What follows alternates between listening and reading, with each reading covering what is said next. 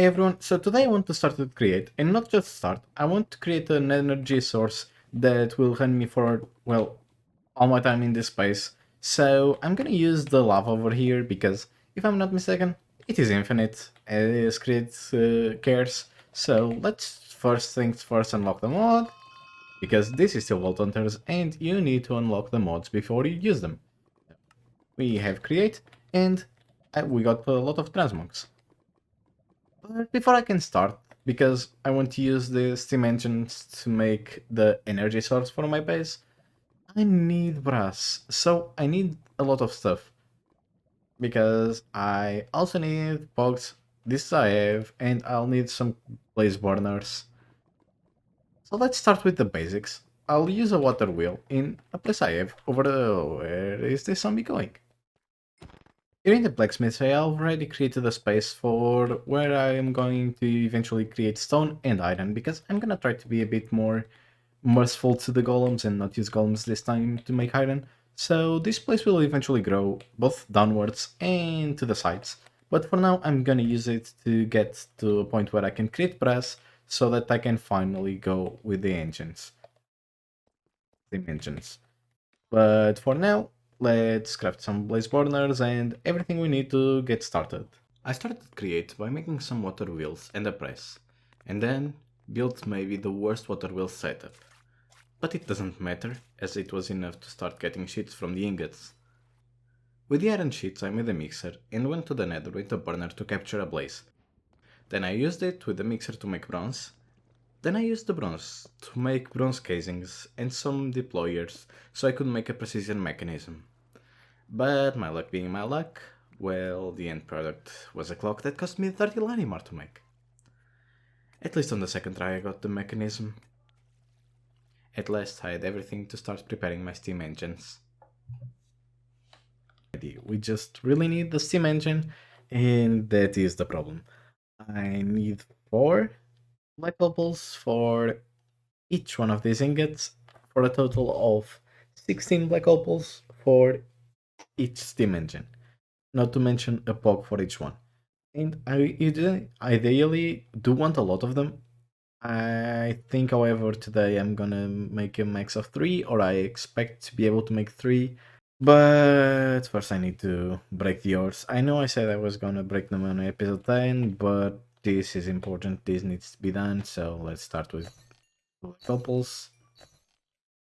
I need 16 times 3, meaning that I need at least 48. And I don't have enough for 48 over here, as you can see. Let's see how many do I have. I have enough for 1, so this needs to be some runs in the vault. I also need to break basically every of these gems because, as I said, I need 3 pogs. And I think I have enough to make 3 of them if I break everything I have here.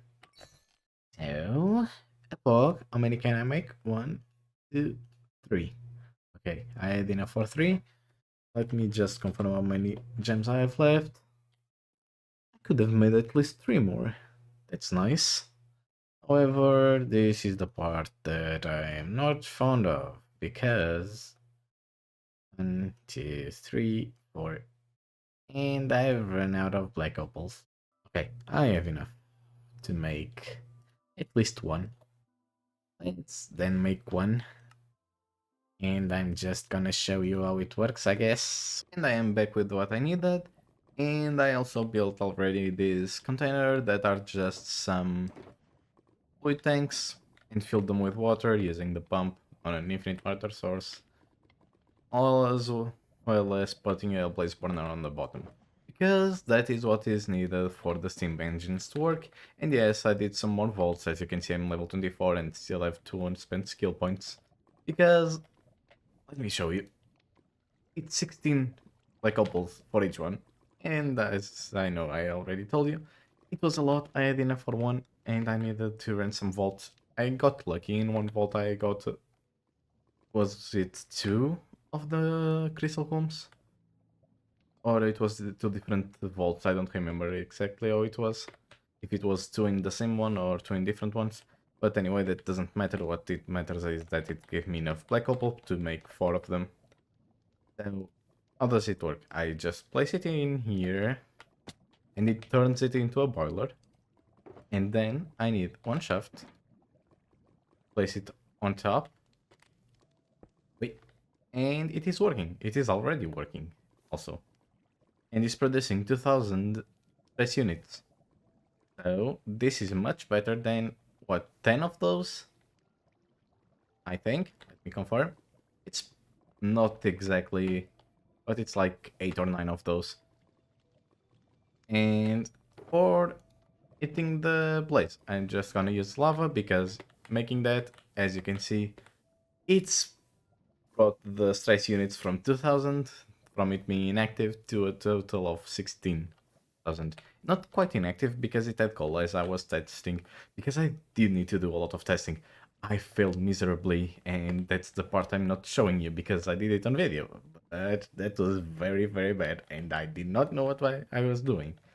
Anyway, I'm gonna build a place for them to stay because I know I just used up one bucket of lava, but infinite bottomless supply of lava means that I can just not care about it.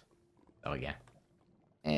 I'll rebuild this and try to make this somewhat not pretty, just not completely ugly. Yeah, yeah. Let me start. Build it, and here it is. Let me just show you how well this works. So, currently I'm generating 65,500 stress units, which is a lot, and I don't think I'm ever gonna use this much, but if I ever have the need of adding more, well, that's what these marks are for. I'll be adding more along these lines and eventually also on the other side. However, let me just now explain it how it works. So, as I said, this needs water, and the size doesn't really matter much, but the way giving it is by giving it lava buckets that are coming through this belt. And let me just break one of these, because if I do so, I think this is going to be unpowered. And as you can see, the mechanical arm picks the lava buckets from this belt, and once it uses them, inside of this smart chute, it just puts the empty ones that will come here and be filled by this lava fluid container. Let me see if the other one has already been filled, because they are placed here just for the use of convenience, but that's the way they are going to continue going forward. Every two things like this, to, how do I say it, compartments to modules, is going to be powered by one mechanical arm. Also, the way it produces water is just by taking water from this infinite water source here that's being powered by the proper generator. So this is, well, it's basically a perpetual motion machine, since I will never run out of water, because if I look at here at the pulley, because of the way Create works, if you have more, I think it's a thousand, or maybe 10,000 lava blocks, source blocks in a area connected, they count as infinite. So because I am living in this cave with this magma river, well, lake, it's infinite. So yeah, just infinite energy. I also placed over there speed controllers just to speed these things up a bit, and I have the energy to back it up. I am just not using it at full speed, because if I do, this arm kind of starts going crazy and doesn't pick the buckets, and eventually this one goes out and gets powered off, and I won't get energy and need to power it back up, which I don't want to do. But with then the energy there, I think I just need now to make what I wanted. And that is, inside of this place over here, as you remember, I hollowed it out, and this is where I have been using create stuff.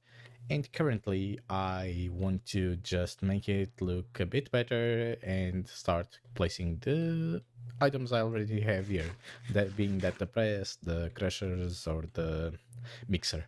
And currently I have 64,000 that I can use, meaning that just that over there is using 1.5 thousand, which is a lot. But the rest doesn't use nearly that much.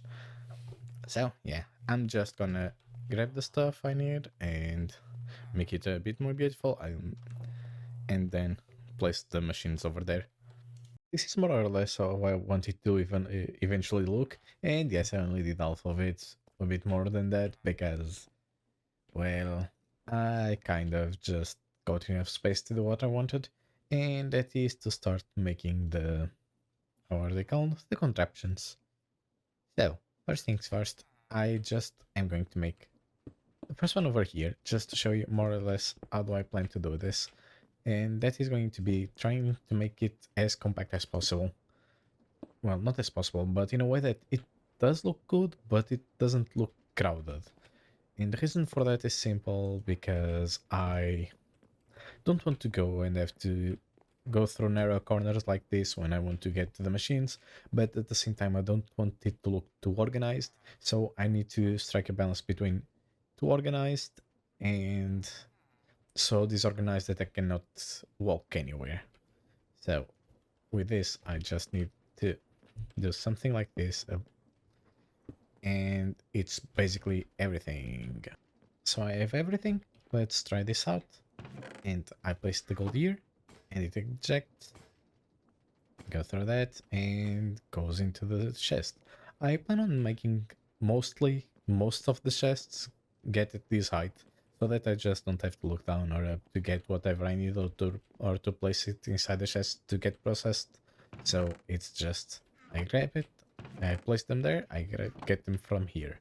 Now I just need to make a place for this one, and one where I can get yours. This one, I think it's going to be here. Let's start with the full stack of redstone, because I'm eventually gonna need a lot of redstone, I bet. Maybe not for this mod, but eventually when I get mechanism. So, I'll deep slate. Well, I forgot about something first. That being chest. And here it is. I guess I could also do this so that we can see what is inside of each container. So basically I placed it here and it ends up here. Also, I cannot open this one because of that over there. It just works as a buffer so that the system doesn't clog too fast. And now there is only one more thing I need to do this episode, that being the mixer, which I think I'm gonna place it over here. But this one needs a bit more care because, well, I need it to have a blaze burner below, but I don't have blaze burners. So I guess that's what we're gonna do today, actually. We currently have the mechanical press for whenever we need sheets, and we have the crusher for, well, getting more ores. And from a stack of redstone to get this many, I think that is pretty good. Also, we get nuggets of experience that don't really work, doesn't really do anything besides giving experience. So, yeah, we also get those. I'm gonna finish the episode for today. Just telling you something before that is that, as you can see, I spent the rest of my skill points that I had of getting to level 25 on Vein Miner. However, due to the changes of patch 9, which I plan on doing a patch rundown, well, there is no need to actually keep going and invest points in anything else, because everything is going to be refunded. Some of these are going to be changed or even disappear, and this is going to completely go away and be changed for something different. So I don't even remember if archetypes still are there, but yeah, the Vault Hunters, it's going to change a lot. That's why before the next video comes out, I'll be, well, when the next video comes out of Vault Hunters, it's going to be the patch rundown, and I will only play on this world after patch 9, because the changes are actually that big. I hope you enjoyed the episode. I plan on doing the rundown of every patch from now on, so if you want to watch them, please do subscribe and leave a like to know, so that I know you want to watch them. Bye!